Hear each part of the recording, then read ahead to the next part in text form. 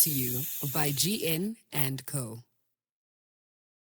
Sure, Genge, welcome back to yet another episode of After School is After School with your girl, Sis G.U. To my returning listeners, I hope that you guys are well at home. And to those that are passing by, all right, I hope you like what you see and you join the Genge, please. I hope you like what you see and you join the Genge, please. I hope you, hey, you join the Genge, please. Okay, Candice is a vibe and she's inside. I think Candice is a vibe and she's inside. Yes!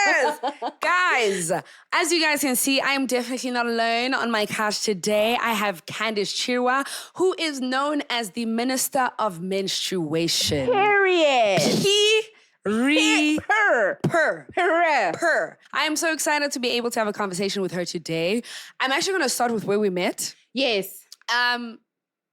Yeah, no, I'm not going to start with we met. It was at a function. Yes. It was at a school activation. Yes. I want to say Varsity College. Yes. Varsity College. Yes. I had been brought on by a brand, and then I met Candice, and Candice is tackling all of the questions. She's educating the youth. Yeah. She's normalizing conversations about period, about period poverty, about reproductive, everything.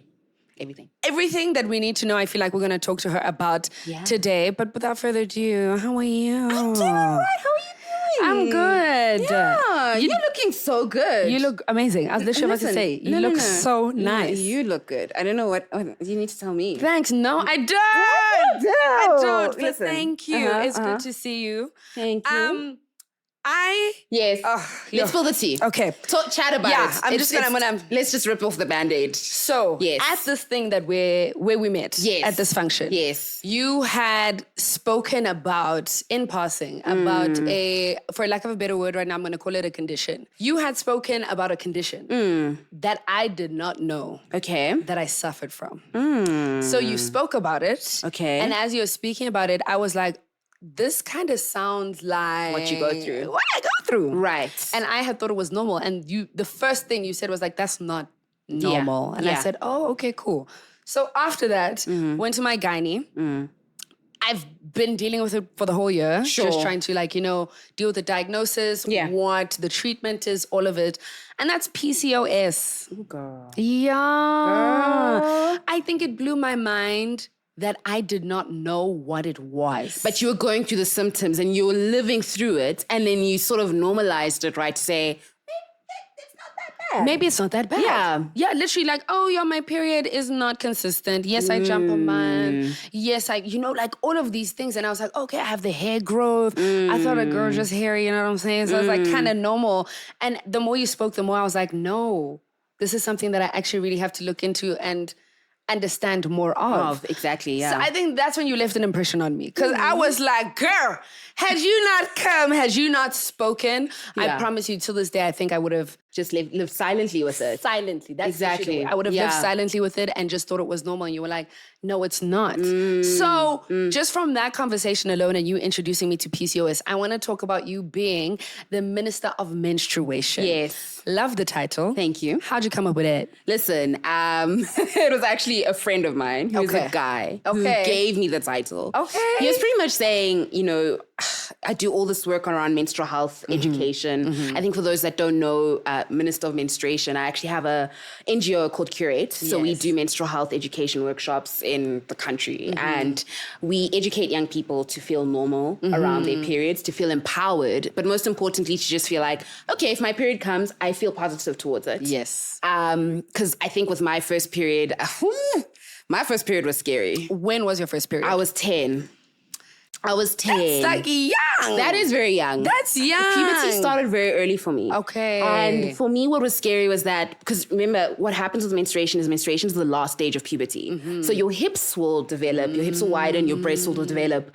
And I was already seeing these things happen, but I just didn't know what was going on because no one had that conversation with me. Yes. And when my period came, I remember coming from home, experiencing really intense tummy cramps. And I'm like, what is this? I wipe and I just see blood. And all I remember is just taking a lot of tissue and wrapping it around the middle part of my underwear. And I just hid in my room, waited for my mom to come. And I just said, I'm bleeding. And I think she could tell, okay, this is happening. Yes. But what I didn't appreciate, and as much as I love you, Mom, what I didn't appreciate about the conversation is, you know, when those parents sit you down across from the table, you know, you're sitting there, they're having a deep conversation with you as if you burnt the Tupperware. Yes. You know what I'm saying? Yes. Like you did something wrong. Like you're in trouble. It's giving full name. Do you know what I'm saying? It's not your nickname. They're not kicking with you. Yeah.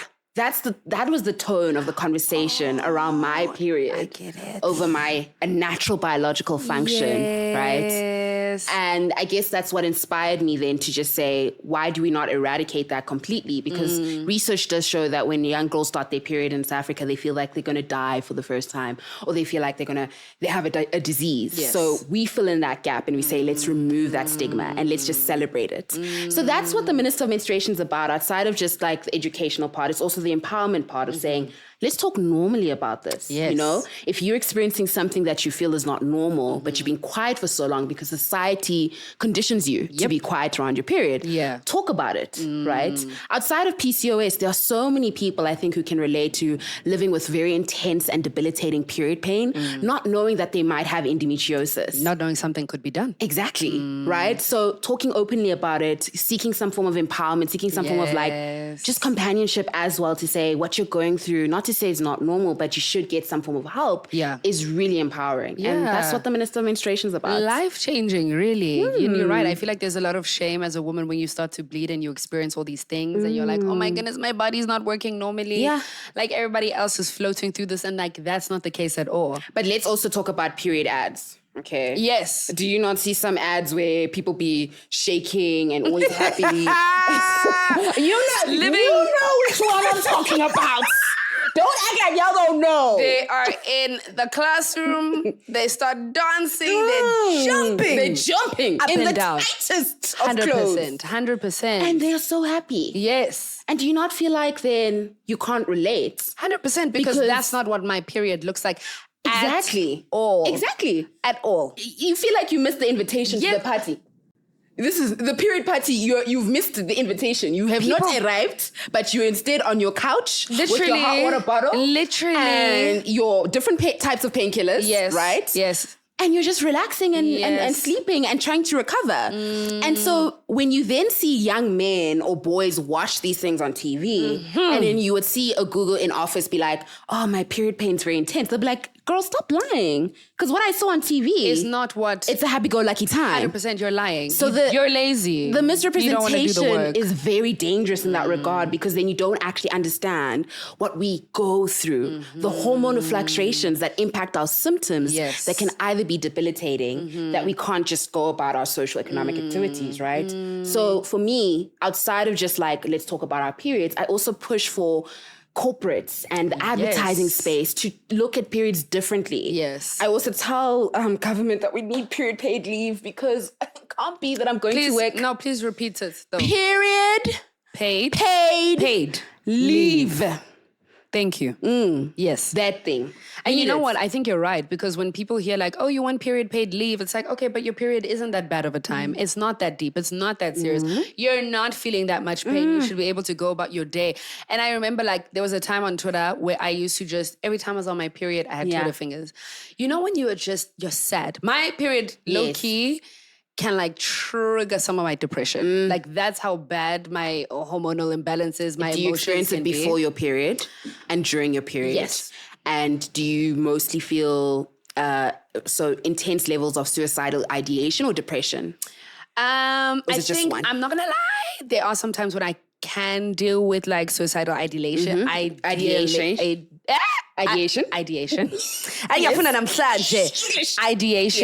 But for the most part, almost every period is depression. Yes. 100%. I know we cry, but I cry. Like I am easily triggered. I'm oversensitive. I'm all of these things, but obviously like I think I know how to deal with it. So only if you're in my life and in my space do you really know what I'm feeling. Exactly. But I obviously push forward and go about work, because who's going to pay us when we don't show up at the end of the day? But yeah, on Twitter, I kind of went through this phase where I was just like, every time I'm on my period, I have Twitter fingers because I'm sad. Yes. I'm just tweeting, I am miserable. I am in pain. I want this. I want that. There were so many things. And I remember seeing what actually made me stop was the reception to those tweets. What? A lot of men made me feel like I shouldn't be talking about something of that nature publicly because it's very personal and it's blood. And, you know, it doesn't seem too like hygienic, like TMI, Google, keep that to yourself. Whereas obviously the women were very much like, girl, same, like, oh my goodness, use this, whatever. And I think in those comments, I was able to find things that really did work for me and help me at the time. But I think I had a lot of, I'd internalize the shame. I was just like, okay, maybe I am bleeding and like the world doesn't need to know that. I don't need to share. The world needs to know. Share that. No, the world and I needs to think know. the world does deserve to know. 100%. I think however someone chooses to go about their period is literally their business. Exactly, because it's your period, right? But what I also do find very funny is when men are like, we don't need to know when you're on your period, please. Yes. It's like, but it's not your period, it's mine. Right? So 100%. How I choose to either tell people about it or how I choose to share information about it is my decision because I go through this phase, right? Yeah. There's a specific user on Twitter called @beloved_of_God. Yes. Everyone knows that tweet because he has over 10 million impressions where he said, we don't need to know when you're on your period. And everyone who menstruates then decided to say, okay, if that's the case, every month I'm gonna you'll be getting a notification. And that's what people have been doing. Good. Because I mean, who's to say that? Who are you to say that we should? Also, why are you policing us also? Why govern our speech when it comes to the anatomy of our body and the things we go through? Also, if there's like freedom of speech and people can share anything, and I can say if I was depressed purely because I'm depressed, like that's more socially acceptable because like I guess you're talking about your emotions, Google, it's fine. But if I'm saying I'm going through a depressive episode because I'm on my period, because my hormones are fluctuating up and down, that I don't have control over. It's not like I'm there just wait. No, it's my hormones. I have no control over it. I have no control. None whatsoever. So yeah, I think I'd internalize the shame and it was a very weird space for me. And again, I think going to that gig that we went to and just saying you'd be like, y'all bleeding, y'all not bleeding? Like what you want to know about bleeding? What you want to know about the vagina? Exactly. What you want to know? I was like, ow! But we got a lot of questions around, is it normal? Yes. Right? And I think it's really important to like sort of address that. But I think the myth, like to close this off, the myth around why we shouldn't be speaking openly about our periods is that association that our period blood is dirty. Yes. Right? And just to address it, our period blood is not dirty. Yes. Okay? Our period blood is essentially, I guess, how do I explain this? I wish I had that like lift elevator music to explain. What are you explaining? So pretty much what sheds during our period is the uterine lining, right? The uterine lining gets thick. Okay. In the preparation for the egg to be fertilized. Yes. If the egg's not fertilized, no egg. The egg and the uterine lining sheds. Yes. So if the egg happened to be fertilized, you get pregnant and you have a baby. So that's where the baby would grow. So that's a safe environment. You can't have a dirty endometrium and lining. Growing a whole child. So your period blood's not dirty. Yes. And if someone says you say that because please send them my way. Yeah. I'll deal with them adequately. Yeah. Yeah, I think also, again, men is where I have experienced the most amount of backlash. And it's so interesting because I just feel like they speak out of not knowing. Yes, 100%. And men believe in like this herd mentality. So like one guy says something and it's like, okay, no, but the boy said. And it's like, your boy knows absolutely nothing about anything. But on the topic of you clearing that period blood is not dirty, I do want to talk about period sex. Let's get into it. Because please add some Marvin Gaye. Let's get it on. You know what I'm saying? At the fire. Get a soup where we some got candles. to go. Get a towel. Yeah. Get comfortable. You know what I'm saying?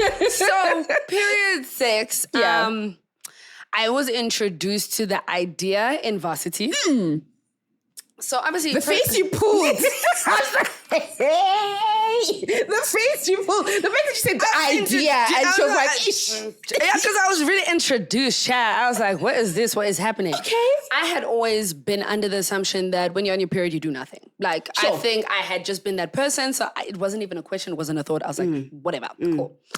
Obviously now you're in varsity. Yes. You're talking to people, they're talking to you. Yes. You're talking to your friends, they're telling you, they're like, oh no, friend, but you know what I'm saying? I was able to have a good time, personally. Yes. And that shook me. Okay. Because I think I had also, because of the high school I went to, literally no shade to the high school, but like the boys that I was surrounded by, the idea of your period blood being dirty was something that was just so normalized. So I was kind of like, okay, no, I don't think it's like clean. Okay. I don't think it's safe for me to be doing that, right?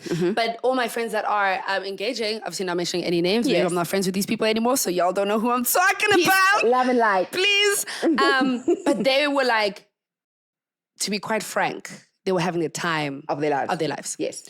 I actually had a friend at the time who preferred to engage in sex when she's on. Do you not find yourself period. a little bit frisky, more frisky a on your little bit. period? A little bit. Okay. Yeah. Yes. Yes. A lot more, and I think that's because the hormones is moving up and down, exactly. left and right. 100%. But I think I had learned to suppress it. I was kind of like, I'm feeling these things, but I'm not really allowed to do anything.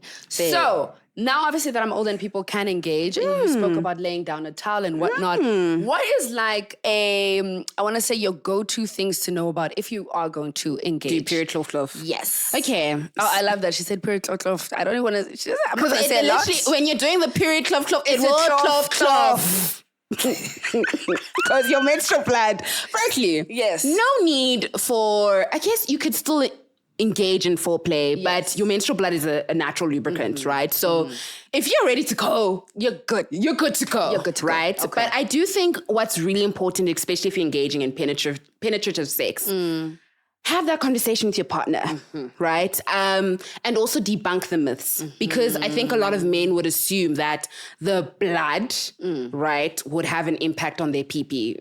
Yes. Guys, no, it won't. Yeah. Your blood will be fine. Your pee-pee will be fine. Yes. Okay? Also, I think when you're having these conversations, understand that there are a lot of benefits for the menstruator as soon as they engage in period cloth, right? One of them being... Y'all hearing that? If you are lucky, you know, if you orgasm, Yes. the relief... She's laughing. I said if, because... She said if you're lucky, if you're chosen. If you... Hey. But, you know, you will have a relief of your period symptoms. Okay. In particular, pain. Yes. Your flow will be much lighter. Okay. If you experience any form of like headaches, any form of brain fog, whatever symptoms you experience, it's been reported that a lot of people feel the relief of those symptoms as soon as the period cloth is done. Why? Because orgasm, relief, endorphins, it's just a good release. happy release, and it releases the happy hormone. Period symptoms are good, right? So beyond just having the conversation, also research the benefits, but also research in particular the positions that you would feel comfortable in engaging, because what you would do normally without your period, I don't think you would do with your period, because you just need to think about, okay, if we are doing certain positions, do we have to put a towel down? If we're maybe comfortable doing it in the shower, make sure you have a really good grip, because it can get a bit slippery. Yeah. You know? So just having those conversations and researching it is so important. But I always just say that it's like also a great opportunity to be even more intimate with your partner, connecting and discovering this whole different like situation. It's you, your boo thing, and now on flow. You know, it's three's a party. Yes. Don't quote me on that. Yes. But I think it is really liberating. And, you know, I think I'm always just the person to say, if you never try, you'll never know. Yeah. And if you're worried about, is there going to be a smell? Your period blood does not smell. The only sort of smell you associate with your period blood is a metallic smell. But oftentimes when people say they smell their period blood, it's purely because of the period product that they use, right? So if you're using a disposable pad that contains plastic and bleached cotton, and it's in between your thighs, humid environment with blood, there will be a smell. Yes. But if you use a menstrual cup, a period underwear, you won't smell anything. And if you're worried about a smell during period cloth, this is a great time to be intimate. Light up your scented candles, play some music. Just take it as a time to explore. It really is liberating, and I've definitely engaged in it, and it definitely assists with the symptoms. Okay. Yeah. I think I've never heard someone... Okay, I actually have one from this friend who was really about it. Yeah. And I think looking back at it now, she'd always just say she'd feel better. Yes. Like afterwards. So much better. So I think that's why she was just like, about my period. I'm going through some things. I'm going to do something about it right now. Of course. And I think it also spoke to the kind of partner she had. Yes. Because you're right in that it needs to be a conversation. It needs to be something that you're both open to. 100%. You need to feel comfortable sharing that part of yourself, I guess, in that time of the month with someone else, which can be like very tricky. It can be. Yeah. I've read really interesting stories. There's a time when I used to read like Reddit stories about like, am I the asshole situation? And one of the stories that this girl said was that, am I the asshole for making my husband sleep on the couch because he doesn't want to sleep with me when I'm on my period? I was like, hold up. Pump the brakes. Because is she? Pump the brakes. Why? Because she changed her period product. She didn't want to be on a disposable pad. She wanted to use a tampon. Yes. And when he discovered that, it just shook him because he thought the blood would just leak out onto the bed and it will creep up all over him and then just suffocate him and then he'll die. So he decided to sleep on the couch. And he said, because you're using a tampon, I'm going to sleep on the couch. So she was asking the community, am I crazy? Is it me? Because I decided to use a tampon. For my period. I decided to change products and my husband is having a hissy fit. Imagine. And sleeping on the couch. Do you know what I'm saying? Because the blood is gonna... This is your husband now. This is your husband. There's nothing you can do but other than just educate him to say, a tampon will not leak. I have to remove it after 8 hours. 8 hours is how long we sleep. Like, it really won't have an impact on you. Yes. So this is why menstrual education is so important to be inclusive, right? Because the other day I was on, do we call it Twitter or X? Yeah, you know, I refuse to like accept that it's X. It's I'm Twitter. like, Twitter. That app. Yes. And someone shared a picture of her boyfriend asking for what the right pad would be, right? Cute. The funniest thing was like, he took a picture and he was like, is this a size 5 for the pussy? And I was like, hold on. Size 5. I was like, out of everything, I thought you were going to say, I was not expecting that. size 5. For the pussy. Like, wait, so what do you mean does he know size 5? What was he thinking? Medium to heavy flow? Literally. And the fact that he was like size 5, I was just like, okay, so yes, vaginas have different sizes. Yes. So she was just like, you know what? She was just like, just get that one. 100%. I'll talk to you about it later. Like, I can't even explain over text what you're asking me. Please get the I'm pads. so curious. Come home. What do men think like the different colors or the different flows mean? You know what I'm saying? Like when men walk past the aisle, they're like, oh, that yellow, what does it mean it's lemon? Yeah. Oh, that pink, do they mean it's strawberry? You know what I'm saying? And literally when it's small, is it giving that the coochie's small? Small, you know what I'm saying? Like it's medium, it's large. It's like, what is it? Yeah. So you see, this is why boys, gents, Yes. it's so important to learn about these things. 100%. And it's also the same thing where I just chat about like when you are dating someone who is menstruating, understand that our periods are not the same, right? So you menstruate differently, you would have different symptoms to that I would. But when you're dating someone, the intimacy and care is very different, right? There'll be moments where you'll be like, okay, to be honest, day 1, day 2, I need you with me. Yes. Day 3, day 4, I'm good, right? But it could change from month to month because, again, if we are on, let's say, hormonal contraception and it's treating us differently or we're having a really bad month, the care shows up differently. So men shouldn't just assume that every month they should just send money. Just but do send money. send money. Literally send money. Send it. But like sometimes ask. 100%. Just be like, babe, I see that your period is coming. Yes. What do you need this month? Yeah, I think like, that would how do you also want me to mean show up? The most to me. Like, how would you like for me to show up in this period today? And obviously, some days it's different. It's like, today I need you to do A, B, C, D. Yes. And then And the D. tomorrow, and a D. And then tomorrow, like, I need space. So I really like that, understanding that a period will impact you differently at different times. Yes. And it doesn't have to look the same, and that's okay. Yes. Earlier, Yes. before you mentioned the lady who had the situation with the tampon, you spoke about menstrual cups, which I want to Yes. talk about because I feel like Sure. they're failing you in comparison to other sanitary Yes. items that we have. Yes. Do you rate it? What are your feelings about it? Okay, so I will definitely put like my menstrual activist cap on, Yes. right? I genuinely feel that it depends on the person menstruating and the circumstances that you live in, right? Because what we need to realize is that in this country that we live in Cyril's country, not a lot of people have access to water, right? We do need a lot of access to water when we're on our period, especially when we change our products, we need to wash our hands. But if we are using reusable products, they are heavy water items. So whether it's period underwear, whether it's a menstrual cup, whether it's a reusable pad, you are going to need a lot of water. Now, the thing with the menstrual cup is that a lot of people enjoy it because it's a small little thing that you fold in, Yes. you insert like a tampon, and it lasts anywhere between 6 to 12 hours. Yes. It lasts for 5 years, as in you can keep it for up to 5 years. It's not in your vagina for up to 5 years, but you can keep it, right? And it's made out of medical grade silicone, so it's not harmful to you and it's not harmful to your body. Okay. Because what a lot of people tend to forget is that one small tampon that has plastic and bleached toxins. You know, if you wear it for longer than 8 hours, it can stick to the walls of your vagina, and then that can just cause a lot of things, right? But with the menstrual cup, it's safe to use.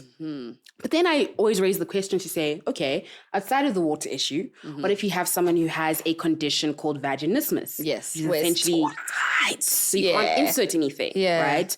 You will need a lot of bit of like therapy and medical assistance with that. But then what if you have someone who menstruates and they're disabled? So they can't really use a menstrual cup, right? Period underwear might be the easiest thing to do because everyone wears underwear, right? And so it's different strokes for different folks. Yeah. Personally, because I am a menstrual activist, I use different period product items. Okay. But I genuinely love the period underwear. Okay. Love it. Okay. Please also explain to me period underwear, because this is the first time I'm hearing of that myself. What is it? So underwear. Yes. The gusset area has absorbable material, 3 layers of it. Yes. Collects and traps your blood. So you don't have to wear any other period products. If you want to, a tampon or a cup, but you can just wear the period underwear. Absorbs your blood. Blood won't leak. And you're good to go. You just wash it with water. And that's it. That's it. And you keep it moving, you keep it pushing. Yep.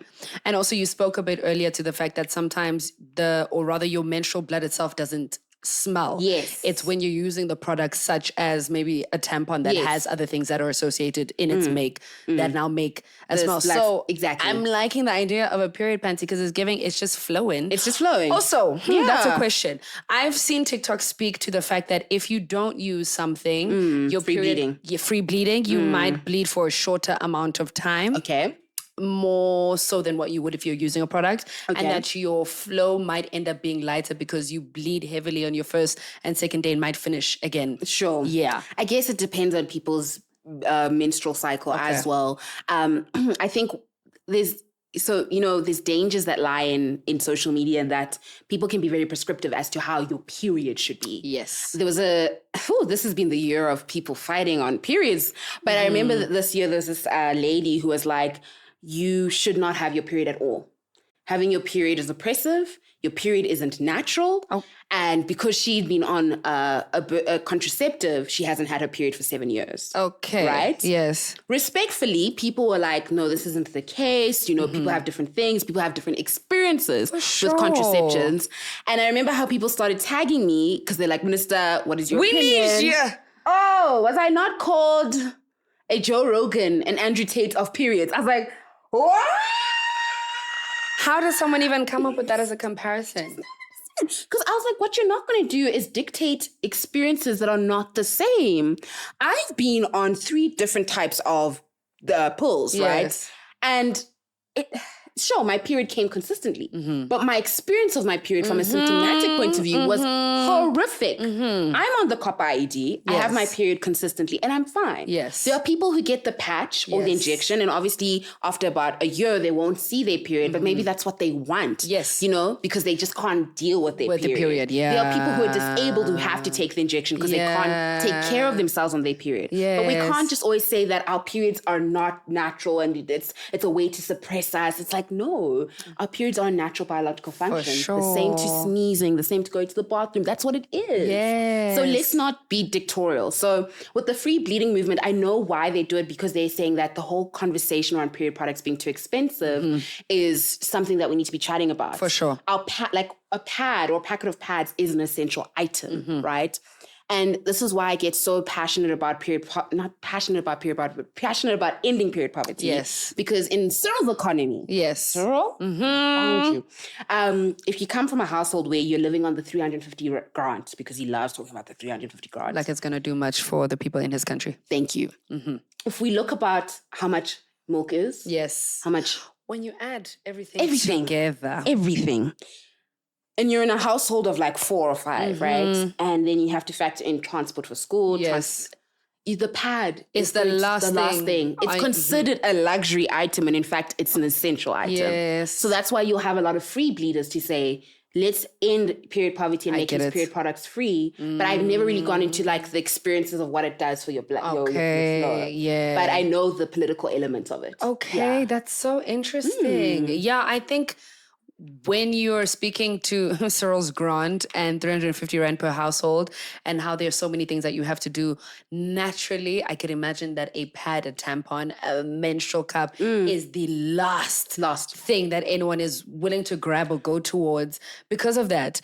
You also kind of spoke about different contraceptives a bit there. You spoke about the pill, you spoke about the patch, you spoke about the injection. Yes. The first contraceptive I ever did was the injection on my own accord. I was at UCT Cape Town first year and I was just like, oh, let me just jump ahead, let me get onto this thing. Okay. Went to a nurse, went to a clinic, saw a nurse. She was like, okay, cool, these are your options. And I think, I might be lying, but the injection has different options. Yes. There's one that's like 3 months, 6 months, something along those lines. 3 and 6. 3 and 6. Yeah. Cool. So I take, if I'm not mistaken, the 3-month one. Okay, cool. And I don't bleed. So for me, this is a party. Sure. I'm literally like, I'm not bleeding, nothing is sapping me. I am not worried about that monthly anymore. But as time went on, I kind of felt that my body wanted to release and it was getting kind of weird. Yes. And then I started bleeding, but then I would bleed all the time. And that's what actually led me to stop taking the injection. I saw my doctor and she was like, let the hormones flush out. And once we're done, we'll then see if we can put you onto something else.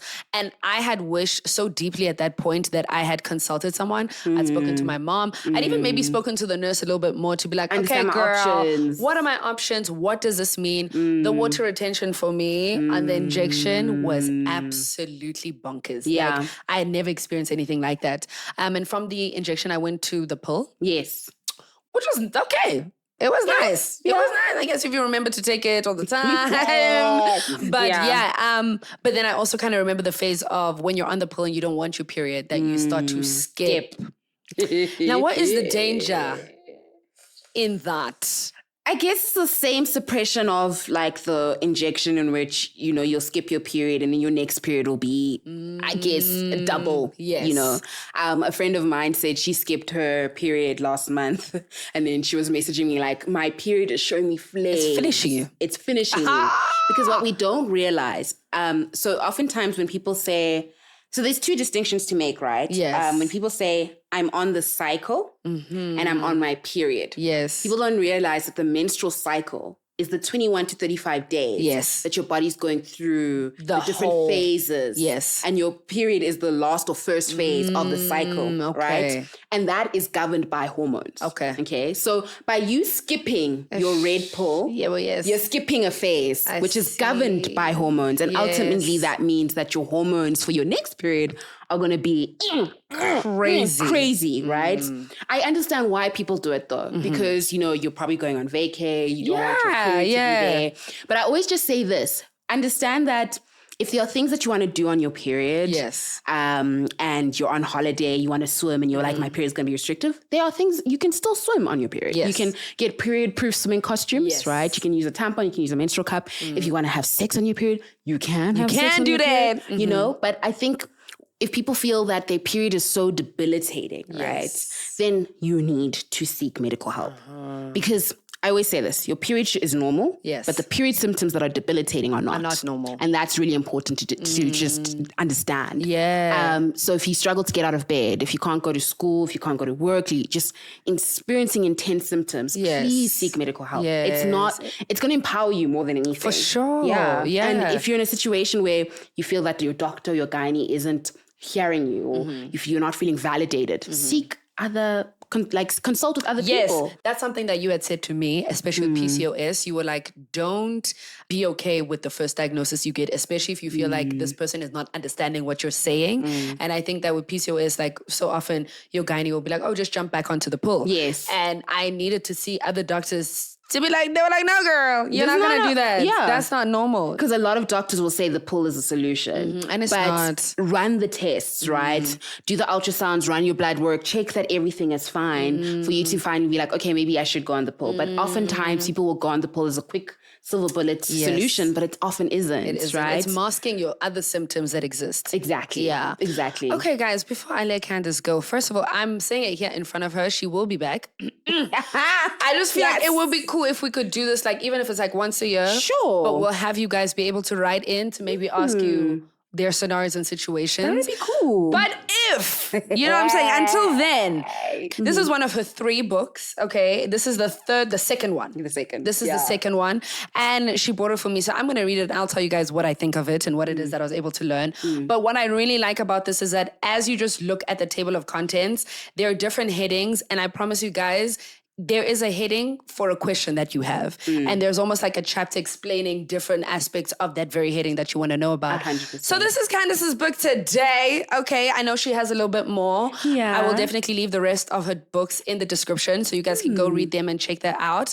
But Candice, thank you for your time. Thank you for having me. I loved it. I learned so much. I learn from you all the time. Every time you post, every time you share, I am listening. My ears are open. Love it. Always. Love it. Please let them know where they can find you, where they can follow you, and all of that good stuff. Minister of Menstruation on Period. any socials. Yes. And I am a minister that does respond. Yes. Okay. I listen to the people. I give Yes. the people what they want. Yes. Okay. So yeah, Minister of Menstruation. If you want to follow Curate, it's in the bio, in my bio as well. We do incredible work of educating young people around menstrual health. And we also do period pain experiences for men. So if you want that as well, hit me up. Yes. Yeah. Guys, from us to you, have a lovely day. I hope that you shared this podcast episode with anyone that you think believes needs to hear it. But yeah, have a great day with your little pussy. Period. Bye, guys.